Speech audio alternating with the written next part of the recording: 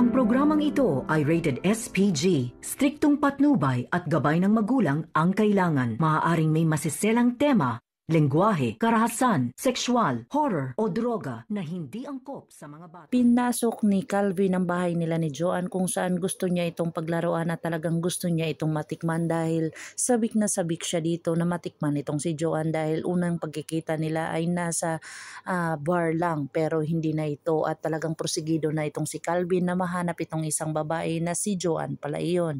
Dito na talaga ay napasok nila habang natutulog itong si Joanne ay talagang binantayan ito ng kanyang mga kasama at kung saan dito na nila pinaglaruan.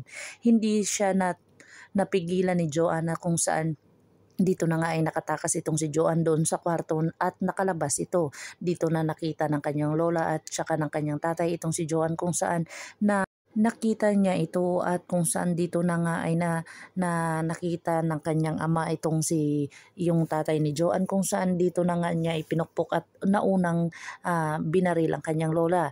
Dito na din binaril ni Calvin ang tatay ni Joanne kung saan nakita niya talaga mismo na binaril ni Calvin ito.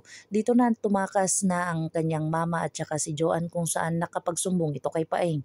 Dito na nga dali-dali itong si Paeng pumunta doon sa kanilang bahay ni Joanne kung saan huli na ang lahat dahil napuruhan na naman ang papa ni Joanne at talagang ang lola ni Joanne. Dito na nga ay talagang binaril din ang mama ni Joanne kung saan lahat ng kanyang pamilya ay talagang pinatay nito ni Calvin.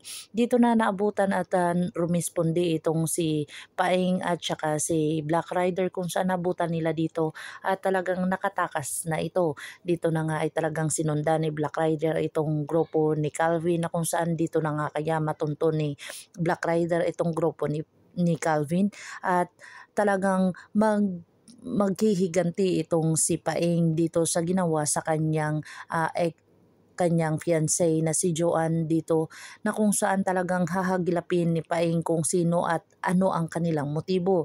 Dito na nga ay talagang malugmok na pangyayari dito sa pamilya ni Joanne na katulad ni Elias at talagang walang natira na kung saan inubos talaga ni Calvin ang lahat ng kanyang mahal sa buhay. Pakakabangan natin ang mga susunod pa na episode na ito. Black Rider, kung bago lang po kayo sa aking channel, please like, share, and subscribe para ma-update po kayo sa mga susunod pa. Yun lamang po at maraming salamat.